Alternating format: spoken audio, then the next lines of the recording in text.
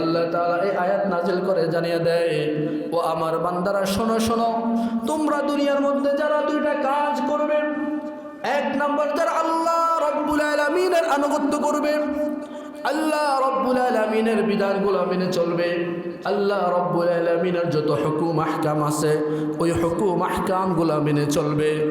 এবং দুই নম্বর হলো আল্লাহর রাসূল সাল্লাল্লাহু আলাইহি ওয়াসাল্লামের তরিকা অনুযায়ী জীবন যাপন করবে।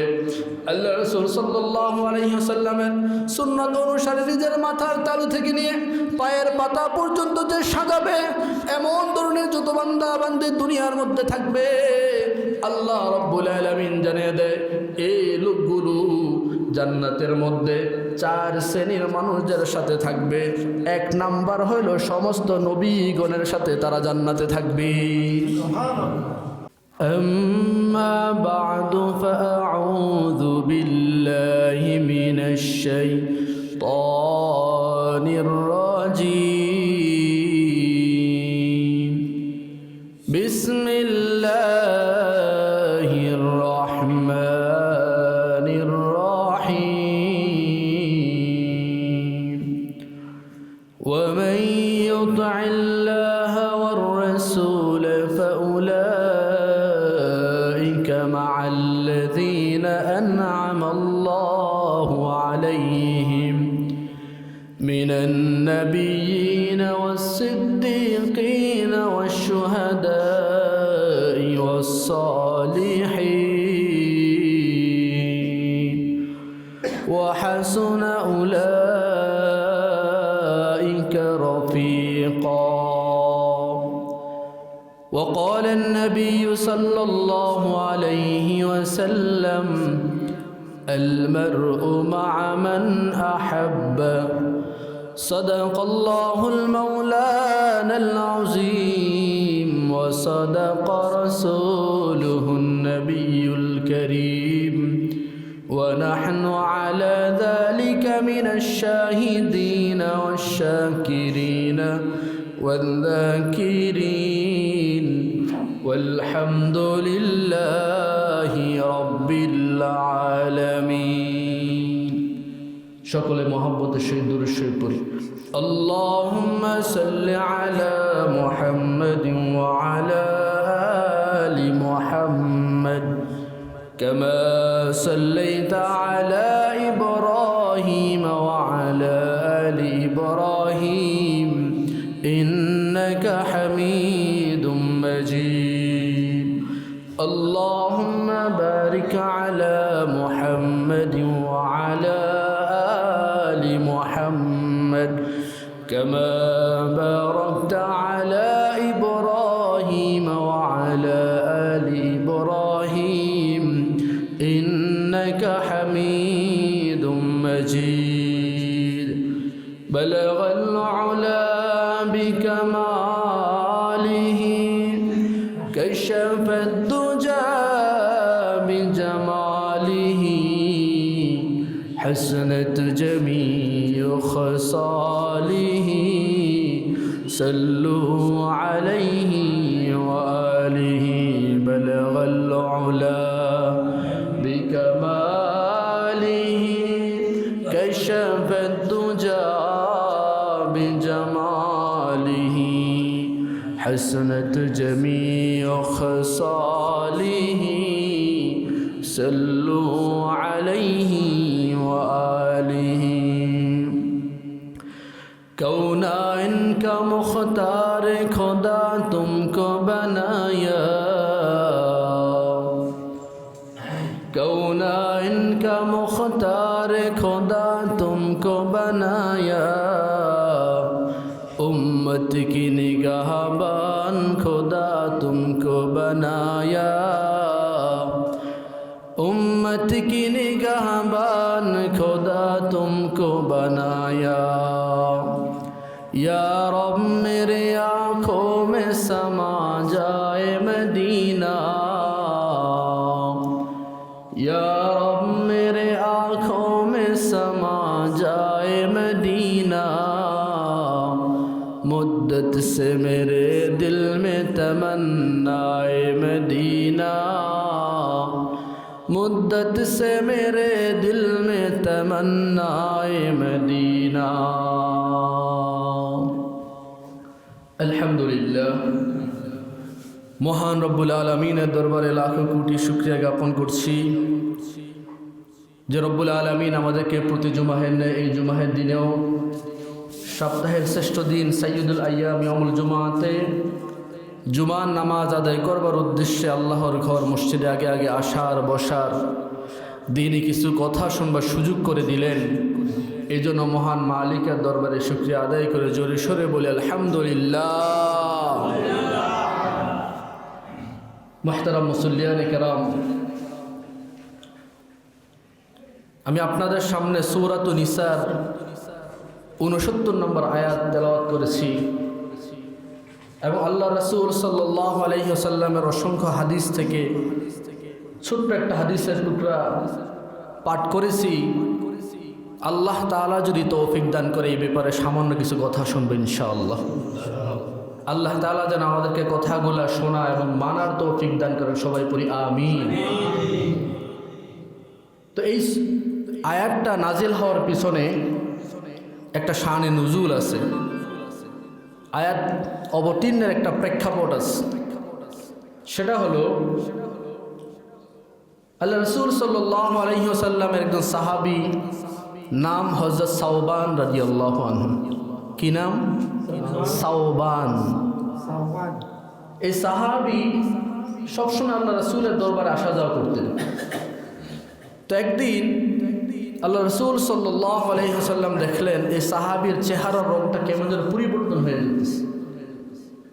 আল্লাহ রাসূল জিজ্ঞেস করলেন, হে সাওবান, তুমি তো আগে অনেক ভালো ছিলে, নাদোষ নদোষ ছিলে, হঠাৎ করে তোমার কি হইল যে তোমার চেহারার রং পরিবর্তন হয়ে যাচ্ছে? ওই সাহাবী উত্তর দেয়, ও আল্লাহর রাসূল, আমার চেহারার রং কেন পরিবর্তন হয়েছে আপনি কি জানেন?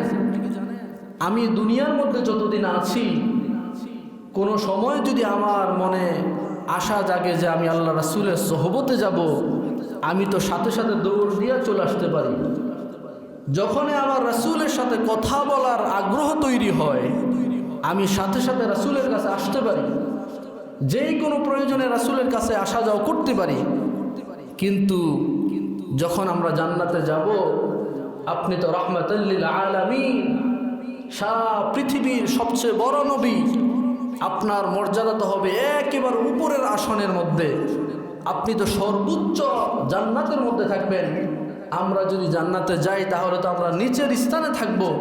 তো আমার মনে একটা জিনিস বাড়ি খায় যে জান্নাতের মধ্যে গিয়া আমি আপনার দিদার, যখন আপনার সাথে কথা বলতে মন চাবে তখন আপনাকে আমি দেখতে পারবো কিনা।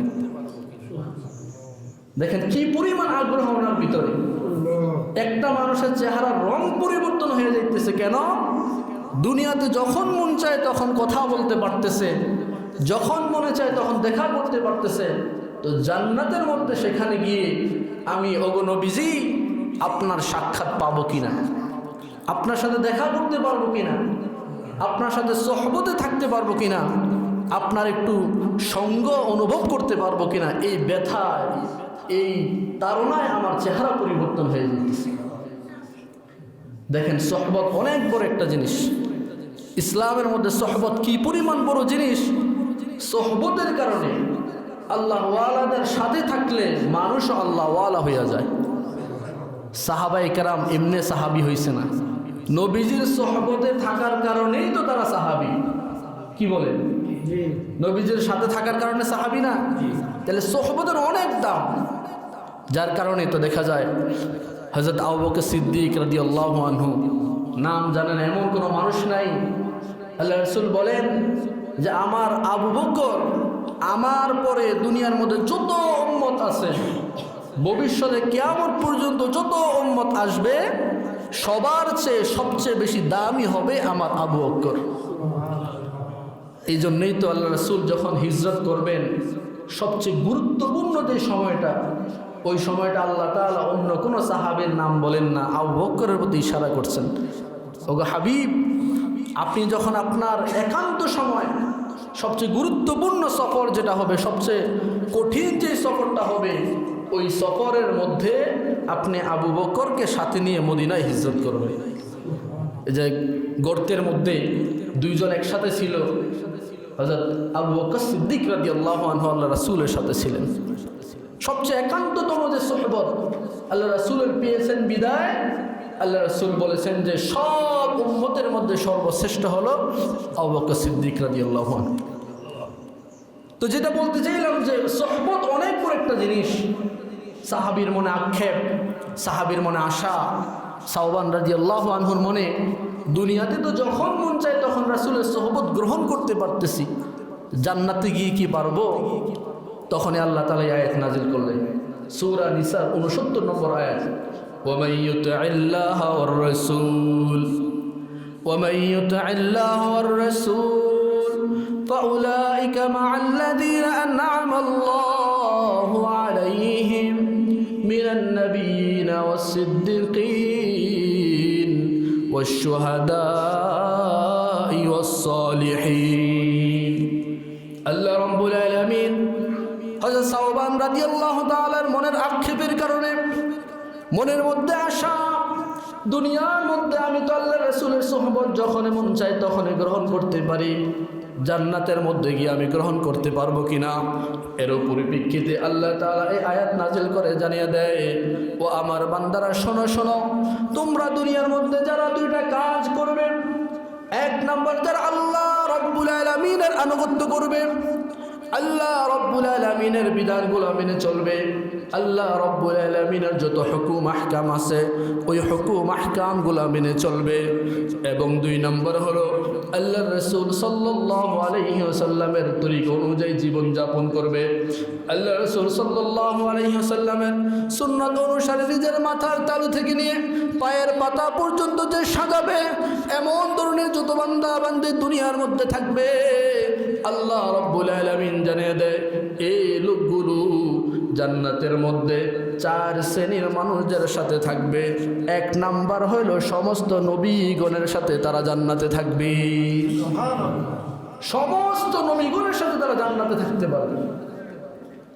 এরপরে যারা শহীদ আছেন, শহীদগণের সাথে জান্নাতে থাকতে পারবে। 3 নাম্বার হলো যারা সিদ্দিক, দুনিয়ার মধ্যে সত্য কথা বলে সত্যের পথে চলে, এমন লোকদের সাথে আল্লাহ তাআলা তাদের জান্নাতে থাকার ব্যবস্থা করবেন। 3 নম্বর হলো দুনিয়ার মধ্যে যত আল্লাহর ওয়ালিগণ আছেন, যারা আমলে সলেহ করে, যারা সলেহীন বান্দা আছেন, এই লোকদের সাথেও কিন্তু জান্নাতের মধ্যে থাকা যাবে। তাহলে জান্নাতের মধ্যে নবীগণের সাথে, শহীদগণের সাথে, সিদ্দিকগণ এবং আমলে সলেহ যারা করে সলেহীনদের সাথে থাকার সুযোগ হবে। কাজ করতে হবে কয়টা? 2টা। 1 নম্বর হলো আল্লাহর আনুগত্য করা লাগবে। আল্লাহর আনুগত্য বলা হয় আল্লাহ তাআলার যত বিধান, যত হুকুম, যত আহকাম আছে সবগুলা বিধানকে মেনে নেওয়া লাগবে, সবগুলা হুকুমকে পালন করা লাগবে। তাহলেই তো আল্লাহ তাআলার হুকুম মানা হয়, আল্লাহ তাআলার আনুগত্য করা হয়। কারণ এই দুনিয়ার মধ্যে আল্লাহ তাআলা মানুষ পাঠাইছেন, মানুষ বানাইয়া দুনিয়ার মধ্যে পাঠাইছেন।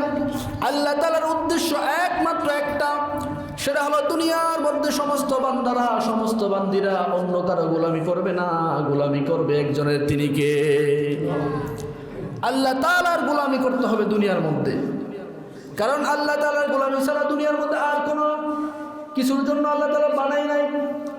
আল্লাহ তাআলা বানাই নাই যে তুমি মাজারে গিয়ে সিজদা দিবা, আল্লাহ তাআলা এই জন্য বানাই নাই তুমি কোনো গাছের কাছে গিয়া মাথাকে নত করবা, আল্লাহ তাআলা এই জন্য তোমাকে বানায় নাই যে তুমি কোনো বাবার কাছে গিয়ে তোমার সন্তান চাইবা, তোমার বিপদে আপদে কোনো বাবার কাছে শরণাপন্ন হবা, এই জন্য আল্লাহ তাআলা বানায় নাই। আল্লাহ তাআলা তোমাকে বানাইছেন আল্লাহ তাআলার বিধান পালন করার জন্য, আল্লাহ তাআলার আনুগত্য করার জন্য। যত হুকুম আহকাম আছে, যত ধরনের ইবাদত বন্দেগী আছে, সবগুলা ইবাদত বন্দেগী দুনিয়ার মধ্যে আল্লাহ তাআলার করার জন্য আল্লাহ তাআলা বানাইছেন, পাঠাইছেন। কারণ যদি বান্দা দুনিয়ার মধ্যে থেকে আল্লাহর বিধান বাস্তবায়ন করতে পারে, আল্লাহ তাআলার হুকুম আহকাম মানতে পারে, ওই লোকটা অবশ্যই অবশ্যই জান্নাতের মেহমান হয়ে যাবে। আমরা জান্নাতে যাইতে চাইনি?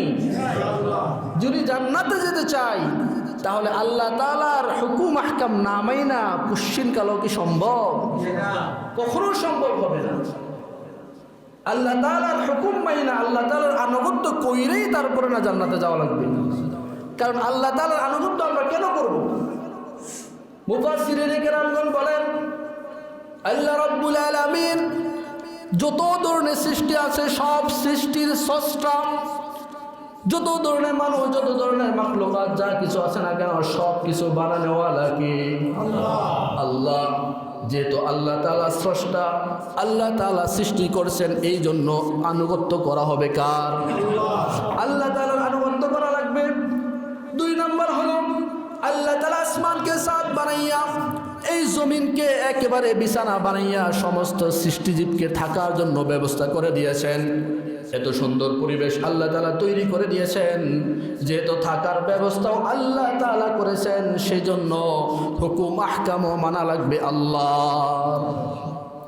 তাইলে সৃষ্টিকর্তা যে হুকুম হবে তার, এবং কি রিজিক এবং কি যিনি থাকার ব্যবস্থা করেছেন হুকুমও মানতে হবে তার।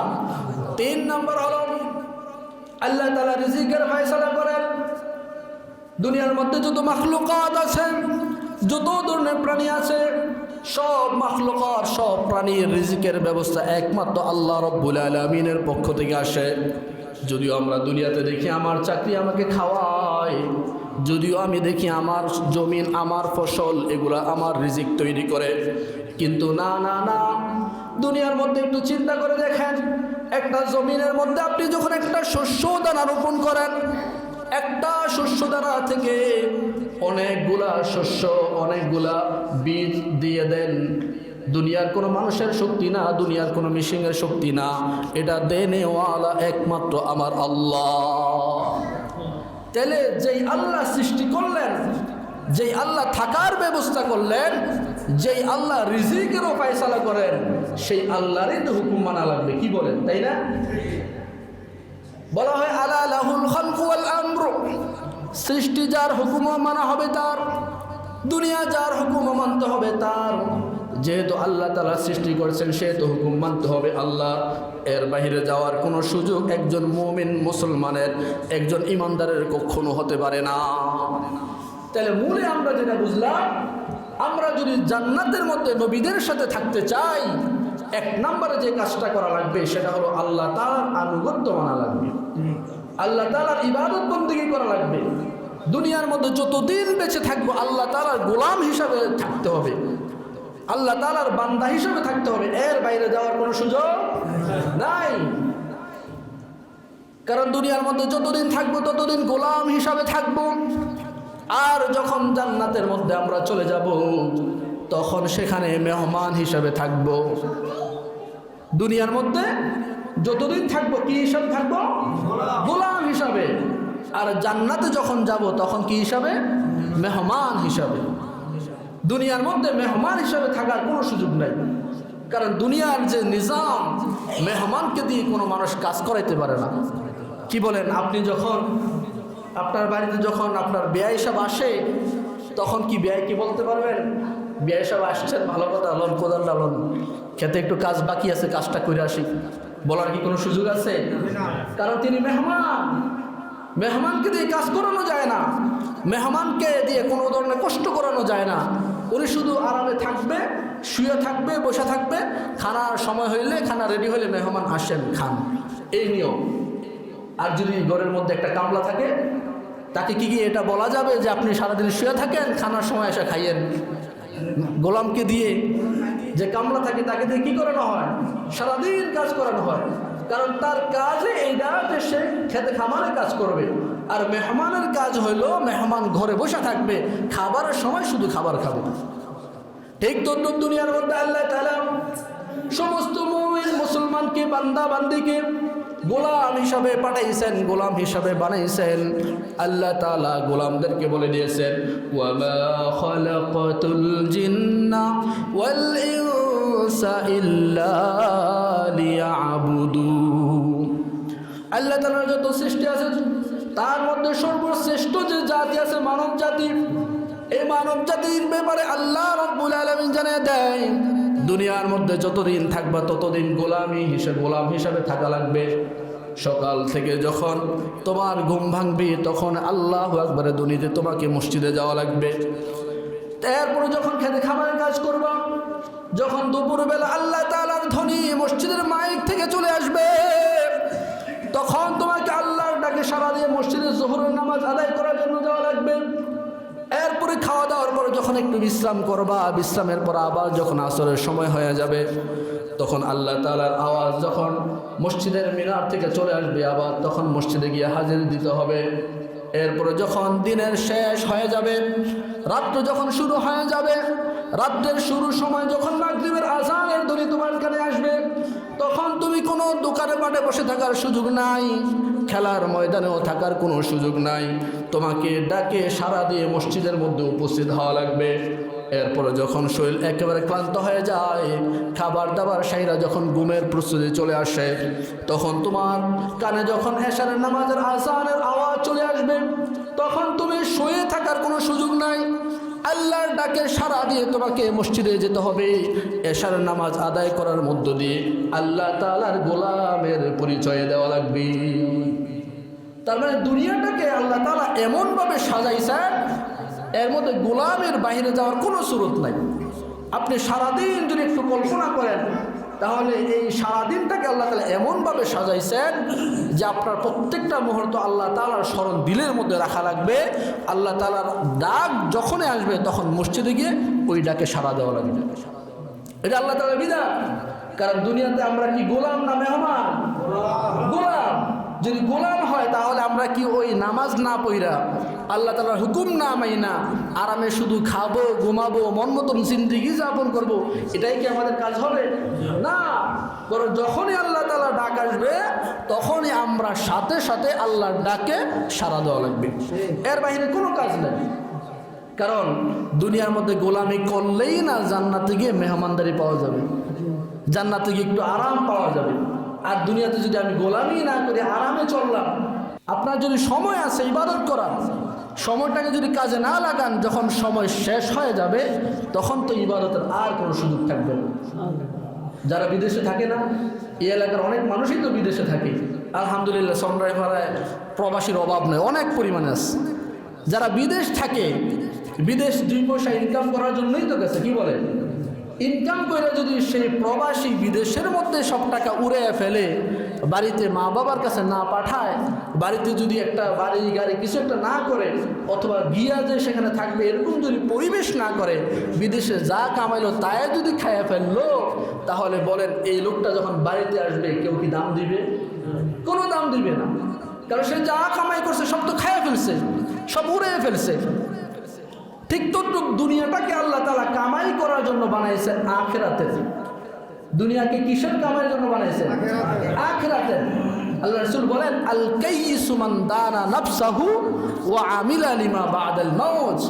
দুনিয়ার মধ্যে সবচেয়ে বেশি জ্ঞানী, সবচেয়ে বেশি বুদ্ধিমান, সবচেয়ে বেশি সফল তো ওই ব্যক্তি যে দুনিয়ার মধ্যে আখিরাতের প্রস্তুতি গ্রহণ করে, দুনিয়ার মধ্যে থাইকা আখিরাতের জন্য কিছু পুঁজি কামাই করে। যেরকম প্রবাসীরা প্রবাসের টাকা দুনিয়ার গ্রামে দেশে পাঠাইতে হয়, ওখানে খরচ করে ফেললে তাকে আমরা বোকা বলি। ঠিক তদ্রুপ আল্লাহ তাআলা আমাদেরকে দুনিয়াতে পাঠাইছেন আমল করার জন্য, গোলামি করার জন্য, ইবাদত বন্দেগী করার জন্য। এগুলা না করে যদি মন মতন চলি, হায়াত নামক দৌলতটাকে যদি শেষ করে ফেলি, তখন আমরা যদি পরিশেষে খালি হাতে রিক্ত হস্তে যদি আমরা আল্লাহর সামনে দাঁড়াই, তাহলে আমরাও সেই বোকামির কাতারে শামিল হবে, এছাড়া আর কিচ্ছু হবে। আমরা সফল হতে পারবো না, আমাদেরকে বোকাই বলা হবে। কারণ দুনিয়ার মধ্যে আল্লাহ তাআলা এত এত সুযোগ দিয়েছেন, এই সুযোগ আল্লাহ তাআলা অন্য কাউকে আর দেয় না। মুমিন বান্দা বান্দি যখন আল্লাহর হুকুম মানে, আল্লাহর বিধান মানে, আল্লাহ তাআলার আনুগত্যকে স্বীকার করে, এক আল্লাহর জায়গা নিজের দিলের মধ্যে তৈরি করে, তখন দুনিয়ার সব পরাশক্তিকে আল্লাহ তাআলা ওই লোকটার সামনে ভীত বানায় দেয়। সব পরাশক্তি ওই লোকটাকে দেখলে ভয় পায়। এটাই আল্লাহ তাআলার বিধান, আল্লাহ তাআলার নিজাম। আর যদি মানুষ আল্লাহ তাআলার ভয়কে বাদ দিয়া মানুষের ভয় দিলের মধ্যে তৈরি করে, হাজারো মানুষকে ভয় পায়, তাহলে দেখা গেছে একটা পর্যায়ে ওই মানুষের ভয় থেকে বাঁচতে বাঁচতে সে ঘুরে একটা পর্যায়ে ফিডের চামড়াও হেফাজত থাকে না। এ হলো বিধান। আপনি যদি দিলের মধ্যে আল্লাহ তাআলার ভয় ঢুকাইতে পারেন, একমাত্র আল্লাহর ভয় দিলে কাজ করাইতে পারেন, তাহলে দুনিয়ার সব পরাশক্তি আপনাকে ভয় পাবে। এটা নিজাম যেটা সাহাবায়ে কেরাম রাদিয়াল্লাহু আনহুম আজমাইন দেখায় দিয়ে গেছেন। এরকম ইতিহাস বলে হযরত ওমর রাদিয়াল্লাহু আনহুর জামানায় একবার একটা দাবানল, যেটা বর্তমানে ইটালির মধ্যে প্রায় সময় দেখা যায়, পাহাড় থেকে আগুন জ্বলে। অনেক হয়তো বা দেখেছেন, আমরা এই যে কাদামাটি দেখি না, লোড টাইপের আগুনের লাভা হয়। এই লাভাগুলো একদিক থেকে আরেকদিকে ঘুরে ঘুরে যাইতে থাকে, যেদিকে যায় ওদিকে একেবারে ভস্ম করে দেয়। এগুলোকে দাবানল বলা হয় বর্তমান জামানার বৈজ্ঞানিক কথায়। তো এই হযরত ওমর রাদিয়াল্লাহু আনহুর জামানায় একবার পাহাড় থেকে এরকম দাবানলের এই কাদা চলে চলে আসতেছে ওই মানুষের যে জনবসতি ওদিকে। তখন হযরত ওমর রাদিয়াল্লাহু আনহু হযরত তামিমে দারি রাদিয়াল্লাহু আনহু আর একজন সাহাবীকে বলছে, তুমি যাও, যেটা পাহাড়ের মধ্যে থাকার কথা এটা কেন জমিনের দিকে আসতেছে, মানুষের দিকে আসতেছে, ওদিকে ওটাকে গিয়ে বলো যেন এটা ওদিকে চলে যায়। কি বলেন? এই যে মানুষ যে ওটাকে গিয়ে বাধা দেবে, বাধা দেওয়ার মতন শক্তি সাহস তার ভিতরে থাকতে হবে। তো যদি না থাকে তাহলে সে কি এটাকে বাধা দিতে পারবে? এই শক্তি সাহস নিয়ে হযরত ওমর রাদিয়াল্লাহু আনহুর নির্দেশে যখন তামিমে দারি রাদিয়াল্লাহু আনহু গেলেন, গিয়ে একটা রুমাল ছিল ওনার কাঁধের মধ্যে, এই রুমাল দিয়ে বলতেছে, এই ইতফা মাকানাক, যে তুমি তোমার জায়গার মধ্যে দাঁড়াও এবং তুমি ওই জায়গা থেকে পিছনের দিকে চলে যাও, সামনের দিকে আসো না। তখন ইতিহাস বলে, হাদিস বিশারদরা বলে, তামিমে দারির এই কথা শুনে না ওই দাবানলটা সামনের দিকে আর বাড়ে নাই, জায়গার মধ্যে স্টপ এবং কি পিছনের দিকে চলে গেছে। দেখেন, যার ভিতরে আল্লাহর ভয় থাকে, যে প্রকৃত আল্লাহর গোলাম হইতে পারে, দুনিয়ার সব সৃষ্টিজীব তার কথা শোনে। এটা আমার বানানো কথা না, এটা ইতিহাসের কথা, হযরত ওমর রাদিয়াল্লাহু আনহুর কথা।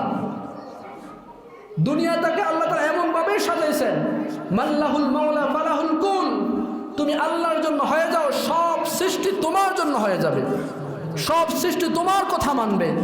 আর যদি তুমি আল্লাহকে বিদ্যাঙ্গুলি দেখাও, তুমি আল্লাহকে বিদ্যাঙ্গুলি দেখায় যেই দিকে তুমি বাঁচতে চাও, যেখানেই তুমি আশ্রয় গ্রহণ করো, আশ্রয় তো পাইবা না, পীরের সাবরাও রক্ষা করতে পারবা না। দেখেন না, কিছুদিন আগে আমাদের আমেরিকার সারা বিশ্বের বর্তমান super power California, Los Angeles একেবারে ছাই হয়ে গেছে। আপনারা সবাই জানেন মোটামুটি। তারা দুনিয়ার মধ্যে যত ধরনের অশ্লীলতা আছে সব কিছু তো বিস্তার করছে, এমনকি আল্লাহ ওয়ালা, আল্লাহ তাআলার বন্ধু যারা, তাদেরকেও মারতে তারা দ্বিধাবোধ করে নাই। এই যে আমাদের ইসরায়েল সবচেয়ে বড় শত্রু, ইসরায়েলকে শেল্টার দিয়া, ইসরায়েলের মাধ্যমে আমাদের মুসলমানদের প্রাণের কেন্দ্র ফিলিস্তিন, এই ফিলিস্তিনের বাইতুল মুকাদ্দাস, এই বাইতুল মুকাদ্দাসকে ধ্বংস করার পিছনে যত ধরনের পায়তারা আছে সব আমেরিকার পক্ষ থেকে হয়েছে। তারা ইন্ধন দিয়া অস্ত্র দিয়া ফিলিস্তিনের নিরীহ মানুষদেরকে, নিরীহ শিশুদেরকে, বৃদ্ধাদেরকে একেবারে সমূলে ধ্বংস করে দিয়েছে। এবং কি তারা আশ্রয় নেওয়ার জন্য, চিকিৎসা নেওয়ার জন্য যখন হাসপাতালে পর্যন্ত গেছে, ওই হাসপাতালের মধ্যেও তারা শেষ রক্ষাটা পায় নাই। এই ইসরায়েল সন্ত্রাসীদের আগ্রাসনে সেখানেও মৃত্যুবরণ করতে হয়েছে। চিন্তা করেন, যারা আল্লাহর বিরুদ্ধাচরণ করে, আল্লাহ কি তাদেরকে ছেড়ে দিবে? কোশ্চিন কালেও না। এই জন্যই তো আল্লাহ তাআলা সামান্য কিছু দুনিয়ার মধ্যে দেখাই দিচ্ছে, পুরা ক্যালিফোর্নিয়া এবং লস অ্যাঞ্জেলস পুরো একবার সারখার করে দিয়েছে। এখন হয়তো বা আগুনটা নিভে গেছে, কিন্তু এরও পিছনে আমরা সোশ্যাল মিডিয়া দেখেছি, ওখানে যারা মুসলমান আছে সবাই গিয়ে সেখানে উচ্চস্বরে আজান দেওয়া শুরু করছে। আল্লাহ তাআলা আজান যখন দিয়েছে চতুর্দিক থেকে, তখন আল্লাহ তাআলা আযাব উঠে দিয়েছে। তো আমার যেটা বলা উদ্দেশ্য ছিল যে তুমি যদি দুনিয়ার মধ্যে থাইকা আল্লাহ তাআলার হুকুম বাস্তবায়ন করো, আল্লাহ তাআলার গোলামের পরিচয় দিতে পারো, আল্লাহ তাআলার একত্ববাদের স্বীকৃতি দিতে পারো, সব ধরনের সাহায্য আল্লাহর পক্ষ থেকে তোমার জন্য নাজিল হবে, সব ধরনের সাহায্য। আর যদি তুমি আল্লাহকে বিদ্যাঙ্গুলি দাও, তুমি টেরও পাইবা না কোন দিক দিয়ে তোমার ঋণ শুরু হয়ে গেছে। তুমি কল্পনাও করতে পারবে না, তুমি যেই রোড দিয়ে সব সময় যাও, হঠাৎ করে ওই রোডে অ্যাক্সিডেন্ট হয়ে যাবে। এটা আল্লাহ তাআলার বিধান। এরকম কি ঘটে না? আমরা দেখি না? অহরহ ঘটতেছে। এই জন্য যেটা বলা উদ্দেশ্য ছিল, দুনিয়ার মধ্যে আল্লাহ তাআলা পাঠাইছেন কেন? গোলামি করার জন্য। তাহলে দুনিয়ার মধ্যে আর কিছু করা যাবে না, শুধুমাত্র আল্লাহ তাআলা গোলামি করা লাগবে। এখন যদি বলতে পারেন, তাহলে কি আমরা কাজবাজ করবো না? আমরা কি রিজিক তালাশ করবো না? এটারও নিয়ম আছে। এটার নিয়ম হলো যেটা 2 নম্বরে আছে, আল্লাহ তাআলা বলে দিয়েছেন, ওয়া মান ইউতি'ইল্লাহা ওয়ার রাসূল আল্লাহ তাআলার বিধান মানার সাথে সাথে আল্লাহর রাসূলের আনুগত্য করা লাগবে। এই আনুগত্যের ভিতরে ওই 2 নম্বরটা পাওয়া যায়। কারণ আল্লাহ তাআলা কি রিজিক অন্বেষণ করছেন না? আল্লাহ তাআলা কি রাসূলের মাধ্যমে রিজিক তালাশ করাইছেন না? অবশ্যই করাইছেন। এটাই আল্লাহ তাআলা সূরা জুমার মধ্যে বলেন, ফাইদা কুদিয়াতিস সালাতু ফাতাশিরু ফিল আরদ ওয়াবতাগু মিন ফাদলিল্লাহ। আল্লাহ রাব্বুল আলামিন সমস্ত বান্দাদেরকে নির্দেশ দিতেছেন, তোমাদের যখন 5 বেলার নামাজগুলো আদায় হয়ে যাবে, 5 ওয়াক্ত নামাজ যখন তোমরা একেবারে কায়েম করে ফেলবে, তখন তোমরা আর ঘরে বসে থেকো না, তখন জমিনের মধ্যে রিজিক তালাশের জন্য তোমরা বের হয়ে যাও। কারণ রিজিক দেয় নেওয়া একমাত্র আল্লাহ। আল্লাহর হাতে যেহেতু রিজিকের চাবিকাঠি, আল্লাহ তাআলা দুনিয়ার মধ্যে মানুষ থেকে নিয়ে যত ধরনের প্রাণী আছে, কোনো প্রাণীকে কোনো পশু পাখিকে না খাওয়াইয়া মারবেন না। আল্লাহ তাআলা দুনিয়াতে পাঠানোর আগেই তার রিজিকের ব্যবস্থা করে রেখেছেন। এই জন্য আল্লাহ তাআলার গোলামি যদি করতে পারো, দুনিয়ার মধ্যে তুমি যদি আল্লাহ তাআলার হুকুম আহকাম মেনে চলতে পারো, তাহলে আল্লাহ রাব্বুল আলামিন কোত্থেকে তোমার রিজিকের ফয়সালা করবে এটা তুমি কল্পনাও করতে পারবে না। আর যদি আল্লাহ তাআলার হুকুম না মানো, রাসূলের তরিকা না মানো, দুনিয়ার মধ্যে যতই সম্পদের পাহাড় গড়ো, এই সম্পদ তুমি ভোগ করা যেতে পারবে না। এটা হলো নিজাম। দেখুন অনেক মানুষ কোটি কোটি টাকার মালিক, খানার সময় ওই সম্পদ আছে, ভালো কিছু খাবে না, পারবে না। ডাক্তার বলে দেয় যদি চান বাঁচতে তাহলে ওই খেতে হবে শাক পাতা, সুজি খেতে হয়, ডায়েট করতে হয়। তারপর আবার যখন ঘুমের সময়, ঘুম শেষ করে যখন ফজরের সময় হয়, দেখবেন ওইটা রাস্তার মধ্যে দৌড় পড়ো, এছাড়া কোনো গতি থাকে না। তার মানে রিজিকের মালিক যেহেতু আল্লাহ, আল্লাহ হুকুম পালন করবা, আল্লাহ তাআলা যদিও অল্প দিব এটার মধ্যে শান্তি দিব। যদিও দেখবেন যে আমার কিছু নাই, আমরা তেমন খাইতে পারি না, কিন্তু যেটুকু পান এটুকু মন ভরে তৃপ্তি সহকারে খেতে পারবেন। আর যদি দেখেন যে অনেক কিছু আছে, নাদুস নুদুস এমনকি টাকা পয়সার অভাব নাই, কিন্তু আল্লাহর বিধান হলো যদি বিধান না মানে তো এর রিজিকের মধ্যে আল্লাহ তাআলা বরকত দেয় না, যার কারণে সে খাইতে পারে না। একবার হযরত শেখ সাদি রহিমাহুল্লাহ, উনি একদিন রাস্তা দিয়ে যাইতেছেন, ওনার পায়ের মধ্যে স্যান্ডেল নাই। ওনার পায়ের মধ্যে কি নাই? স্যান্ডেল নাই, জুতা নাই। বলতেছে, আল্লাহ তুমি আমার এমনই অভাবের মধ্যে ফেলাইছো, আমার পাও তো দিছ ঠিক, কিন্তু পায়ের জুতা দেও না। উনি বের হয়েছেন, বের হয়ে একটু দূরে সামনে গিয়ে দেখেন একটা ভিক্ষুক ভিক্ষা করতেছে। ওই ভিক্ষুক ভিক্ষা করতেছে, তার দুটো পায়ে নাই। শেখ সাদি রহিমাহুল্লাহর কি নাই? জুতা নাই। আর ওই ভিক্ষুক ভিক্ষা করতেছে, তার পা নাই। তখন শেখ সাদি রহিমাহুল্লাহ বলতেছে, আল্লাহ তোমার হাজার হাজার শুকরিয়া, তুমি তো কমসে কম আমার দুটো পা দিছ, যেগুলো দিয়ে আমি একটু হাঁটাচলা করতে পারতেছি, আমার যেখানে প্রয়োজন সেখানে যাইতে পারতেছি। তোমার আরেকজন সৃষ্টি, সেও তো আমার মতন মানুষ, তাকে তো তুমি পাওয়াই দেও নাই, তাহলে তার জীবনটা কেমনভাবে চলে? এই জন্য আল্লাহ তাআলার বিধান হলো, আপনি দুনিয়াতে প্রকৃত সুখ যদি অনুভব করতে চান, প্রকৃত শান্তি যদি অনুভব করতে চান, আপনার নিচের স্থানে যে আছে তার দিকে তাকান। আপনার আশেপাশে দেখবেন অনেক মানুষ আছে, এক বেলা খায়, আরেক বেলা তেমন খাইতে পারে না, কোনো রকম খালি জোড়ায়, কিন্তু হালাল পথে চলে, হারামের ধারে কাছে যায় না। ওই লোকটা দিলের মধ্যে কি পরিমাণ শান্তি, এটা আপনি কল্পনা করে বুঝাইতে পারবেন না। আরেক লোক আছে যে বের হইলেই টাকা, বের হইলেই টাকা, টাকা আর টাকা, হালাল হারামের কোনো তোয়াক্কা নাই। হারামের পাহাড় গড়তে গড়তে একবারে বিশাল স্তূপ করে তৈরি করে ফেলছে, কিন্তু খোঁজ নিয়ে দেখেন ভিতরে এক পরিমাণ সুখ নেই। ফ্যামিলির মধ্যে সুখ নাই, টাকা পয়সা সুখ নাই, কোথাও সুখ নাই। এটাই বাস্তবতা। মাঝে মধ্যে দেখবেন অনেক নাদুস নুদুস মানুষ দেখা যায়, দূর থেকে দেখতে মনে হয় যে আরে কত সুখে যেন আস, কিন্তু খোঁজ নিয়ে দেখেন, ভিতরে ঢুকে দেখেন 3 বেলা এতগুলা করে ট্যাবলেট খাওয়া লাগে। এরকম নাই আশেপাশে? আছে, অনেক মানুষ আছে, ট্যাবলেট ছাড়া চলে না। যদিও দেখতে দেখা যায় কত ভালো, কত নাদুস নুদুস, কিন্তু না, ভিতরে রোগে ভর্তি। সব কিছুর মালিককে আল্লাহ, সব কিছু ফয়সালা হয় ওনার পক্ষ থেকে। এই জন্য যেটা বলা উদ্দেশ্য ছিল আজকের আলোচনার মধ্যে, যদি আমরা শান্তিতে বসবাস করতে চাই, যদি আমরা শান্তিতে আমরা আমাদের দিন পার করতে চাই, তাহলে আল্লাহ তাআলার হুকুম আর রাসূলের তরিকা ছাড়া আর কোনো বিকল্প রাস্তা নেই। যদি আল্লাহ তাআলার হুকুম পালন করি, আল্লাহ রাসূলের সুন্নত তরিকা অনুযায়ী নিজের জীবনকে সাজাই, তাহলে আল্লাহ তাআলা কিয়ামতের ময়দান পার করে যখন জান্নাতে নেবেন, তখন নবীগণদের সাথে আল্লাহ তাআলা জান্নাত করাইবেন। জান্নাতের মধ্যে সিদ্দিকীনদের সাথে আল্লাহ তাআলা হাসর করাইবেন। জান্নাতের মধ্যে আল্লাহ তাআলা যত ধরনের ওলি আউলিয়া আছে তাদের সাথে আমরা থাকতে পারবো, এটা আল্লাহ ব্যবস্থা করে দিবেন। আমাদের কি মন চায় না বাবা আদম আলাইহিস সালামের সাথে জান্নাতে থাকি? আমাদের নবীর কথা বাদে দিলাম, আমরা থাকতে পারবো, তবে আমাদের তো এটাও আকাঙ্ক্ষা থাকা রাখবো আমাদের আদি পিতা আদম আলাইহিস সালাম, ওনাকে একটু দেখতে যাব। আমাদের জাতির পিতা ইব্রাহিম নবী, এই ইব্রাহিম আলাইহিস সালামকে একটু দেখার কি স্বাদ জাগে না? যদি জাগে তাহলে তো আমাদের এই আশা নিয়েই তো আল্লাহ তাআলা ইবাদত বন্দেগী করা দরকার। যেহেতু আল্লাহ তাআলা সূরা নিসার এই 69 নম্বর আয়াতের মধ্যে বলে দিয়েছেন যে আল্লাহ তাআলা হুকুম মানবে, রাসূলের তরিকা মানবে, সে নবীগণদের সাথে জান্নাতে থাকতে পারবে। তো নবীগণদের সাথে থাকলে তো সব নবীগণের সাথেই তো থাকা যাবে, কারণ সেখানে তো আর পাকশাকের কোনো ভেজাল নাই। দুনিয়ার মধ্যে এমনও সব মানুষ আছে দেখবেন, ঘরের মধ্যে সুন্দর ব্যবস্থা আছে, আবার সিসি ক্যামেরাও আছে। কেউ যদি মেহমান আসে, দরজার মধ্যে কে আসে এটা ভিতর থেকে বসে দেখা যায়, তারপরও মাঝে মাঝে দরজা খুলতে চায় না, কোন না কোন ফেসের জন্য আসছে, কি জন্য জানি আসছে, কোন একটা বিপত্তি হয়ে যায়। জান্নাতে কি এরকম থাকবে? জীবনও থাকবে না। জান্নাতের মধ্যে মানুষ যখন আসবে তখন তো সেখানে খানা পাকানোর কোনো টেনশন নাই, রিজিক তো আল্লাহ তাআলা দিয়ে দিয়েছেন। ওয়ালাকুম মা তাশতাহি আনফুসুকুম, তোমাদের মনে যা চাইবে তাই আল্লাহ তাআলা দিয়ে দিবেন। তার মানে খানা পাকানোর কোনো বেজাল নাই, যে আইবে আসবে, কত না খাইবে, খাইয়া যাও। খাদেম খুদ্দামেরও অভাব নাই, হুর গেলমান তো চারোদিকে থাকবেই। এই জন্য আমরা জান্নাতে যাইতে চাই কি চাই না? যদি চাইতে চাই, নবীগণদের সাথে জান্নাত করতে চাই, তাহলে আমাদেরকে মানতে হবে দুইটা জিনিস। এক হলো আল্লাহ তাআলার আনুগত্য, আল্লাহ তাআলার হুকুম, দুই হলো রাসূলের তরিকা।